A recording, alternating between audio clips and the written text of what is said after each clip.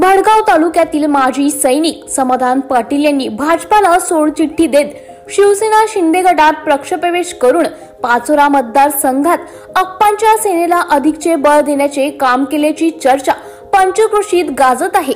भडगाव तालुक्यातील कोटली येथील माजी सैनिक समाधान पाटील यांना लहानपणापासूनच देशसेवेचा ध्यास होता। त्यात त्यांनी देशसेवा करत असताना स्थानिक जनतेची अध्यात्माच्या माध्यमातून सेवा करत जनतेची नाळ जोडून ठेवली।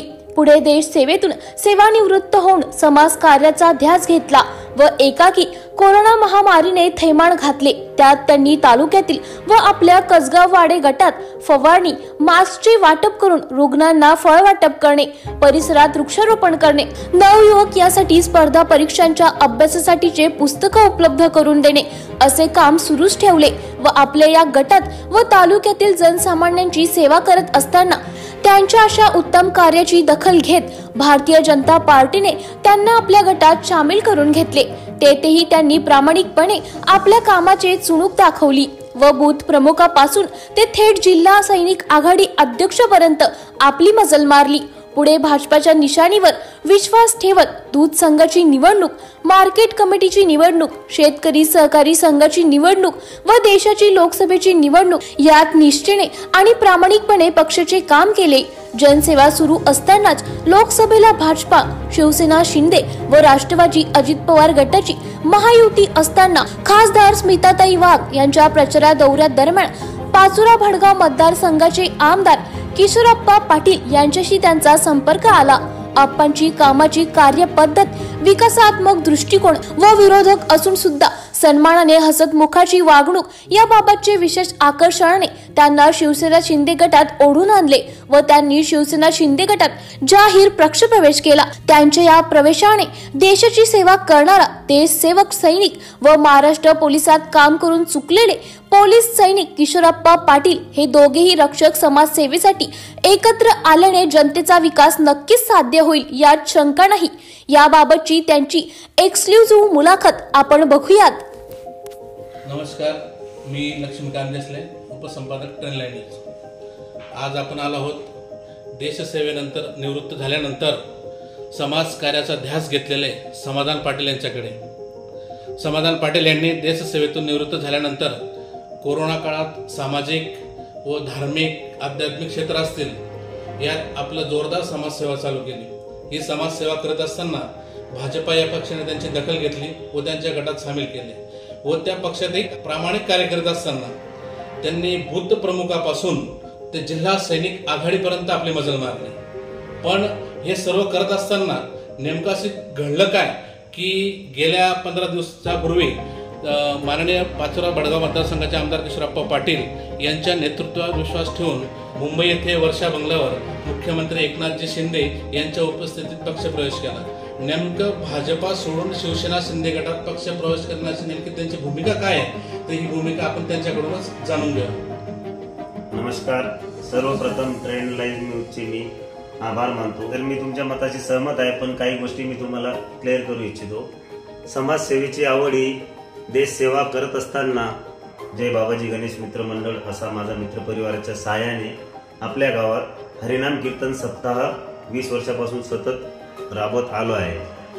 कारण की मित्र परिवाराला व मला असं वाटत होतं की धार्मिक क्षेत्रात हरिनाम कीर्तन सप्ताह करून आपण जनतेमध्ये निर्व्यसनी जनता कशी घडेल या धर्मसोहळ्याच्या माध्यमातून जनतेला संदेश देऊ या अनुषंगाने धार्मिक क्षेत्रात आम्ही दरवर्षी गणपती उत्सवात हरिनाम कीर्तन सप्ताह कोटली या गावी मित्र परिवाराच्या सहाय्याने पार करत आहोत। मग हा देशसेवेचा साधू संत सांगून गेले की आपण समाजाचे काहीतरी देणे लागतो। पण रिटायर्ड होण्याच्या अगोदर मी काही टाइम अभावी जे जनसेवा आपण जो टायमिंग जनसेवेला द्यावा लागतो तो देऊ शकत नव्हतो। रिटायरमेंट नंतर झाल्यानंतर मी माझ्या परिवाराचा सल्ला घेऊन समाजसेवेसाठी पूर्ण वेळ कसा देऊ शकतो, माझ्या परिवाराने या गोष्टीसाठी मला सहमती दिली आणि ज्या वेळेस मी रिटायरमेंट झालो त्यावेळेस आपला देश हा भयानक अशा महामारीने ग्रस्त झालेला होता, कोरोना या बिमारीने ग्रस्त झालेला होता. मी माझ्या मित्रपरिवाराच्या साहाय्याने बडगाव तालुक्यातील तब्बल 20 ते 22 गावांमध्ये हायक्लोराईड फवारणी ही ट्रॅक्टर व माझ्या मित्रपरिवाराच्या साहाय्याने सतत 15 दिवस मी गटात व तालुक्यात फवारणी केली, चालवली. त्यानंतर असेच शालेय मित्र जे भरतीची तयारी करतायत, जे अभ्यास करतायत, गावोगावी जाऊन मुलांना एकत्र करून मी त्यांना जे गायडन्स हवं आहे माझ्या परीने त्यांना देत गेलो व त्यांना बऱ्याच ठिकाणी बऱ्याच गावात त्यांना अभ्यासिका दिल्या व त्यांना भरतीसाठी प्रवृत्त केलं. असे करत असताना हळूहळू जवळजवळ मी ते 20 ते 22 गावांमध्ये मित्रपरिवार चांगल्या पद्धतीने जमवला आणि एक देशसेवक आणि एक धार्मिक अशा वृत्तीच्या माणसाशी लोकांना जुळायला पण गोडी लागली. परत असे जुळत गेले माझ्या. नंतर माझ्या या कामाची दखल भारतीय जनता पार्टी यांच्याकडून घेण्यात आली. तर बडगाव तालुका अध्यक्ष सैनिक आघाडीपासून तर बूथ नियोजन पासून तर जळगाव जिल्हा सैनिक आघाडीपर्यंत मागील 2 ते 3 वर्षात मी जिल्हा सैनिक आघाडी अध्यक्ष झालो. असंच आपण समाजकार्यासोबत पक्षाचा टॅग लावून मी मागील 2 ते 3 वर्षापासून समाजसेवा करीत होतो. त्यानंतर माझ्या समोर सर्वप्रथम निवडणूक आली जळगाव जिल्हा दूध संघ. त्या निवडणुकीत सुद्धा मी माझ्या परीने व मित्रपरिवाराच्या सहाय्याने जेवढ्या ताकदीने काम करू शकलो ते केलं आणि आपला जो उमेदवार आहे त्या उमेदवाराला विनिंग होईपर्यंत साथ दिली. त्यानंतर आपले पाचोरा भडगाव मार्केट कमिटी आली. त्या निवडणुकीतही आपण इमानदारीने व जोशने काम करत त्या निवडणुकीत काम केलं. तिसरी निवडणूक आली आपली भडगाव शेतकी संघ. या निवडणुकीतही आपण मी दिलेल्या कसगाववाडे गटात गावोगावी जाऊन आपलं काम इमानदारीने भारतीय जनता पार्टीमध्ये केलं. त्यानंतर आता लास्ट निवडणूक आली लोकसभा, देशाची निवडणूक. देशाच्या निवडणुकीचं दायित्व माझ्यावर पक्षाने कसगाववाडे गटाची जिम्मेवारी देऊन जवळपास 39 बुथाची नियोजन माझ्याकडे दिले गेले.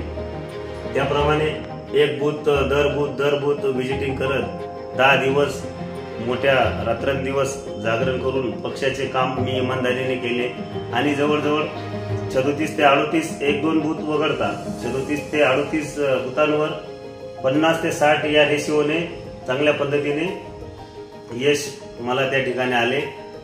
व या लोकसभा निवडणूकमध्ये महायुतीमध्ये काम करत असताना सन्माननीय किशोरप्पा यांच्यासोबत काम करण्याचा योग मला आला व त्यांच्यासोबत एक विरोधकच्या भूमिकेत मी असून सुद्धा त्यांच्या वागण्यात आणि त्यांच्या बोलण्यात मला असं जाणवलं नाही की आपल्या विरोधाभास होतो बुवा असं.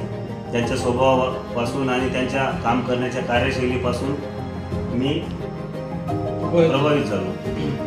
म्हणून मित्रपरिवारांनी हे सर्व पाहून, या सर्व गोष्टी पाहून आम्ही सर्व मित्रपरिवारांनी विचार केला.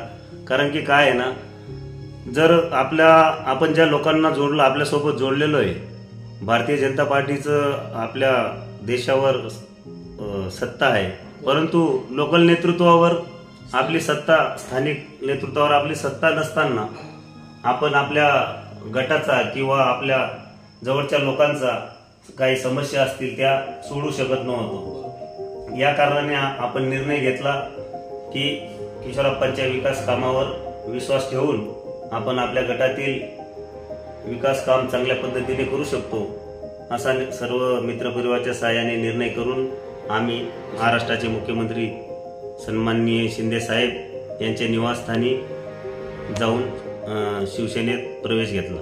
नक्कीच आपण आपला जो जीवन प्रवासाचा आलेख मांडला आमच्या मते तो बरोबर आहे. पण आपण जे पक्षांतर केलं, जे की भाजप पक्षातून आपण आज शिवसेना शिंदे गटात गेला, तर भाजपचे काही पदाधिकारी किंवा त्यांचे काही नेते असतील, काही स्थानिक नेते असतील, यांचे असं म्हणणे की आपण वैयक्तिक स्वार्थापोटी शिवसेना शिंदे गटात प्रवेश केला, यात आपलं काहीतरी वैयक्तिक हित आहे. तर यावर आपलं काय मत आहे? बघा, आपण म्हणतायत राजकारणात आरोप आणि प्रत्यारोप हे चालूच असतात, परंतु मी एक देश सैनिक आहे. मी देशाप्रती समर्पित आहे. कालही माझा ध्यास जनसेवेचा होता, आजही माझा ध्यास जनसेवेचा आहे आणि उद्याही माझा ध्यास जनसेवेचा राहणार आहे. अशा आरोपांना मी थारा देत नाही. माझे काम सुरू आहे व माझ्या कामातूनच मी टीका करणाऱ्यांना उत्तर देत राहील आणि थांबतो. जय हिंद, जय महाराष्ट्र.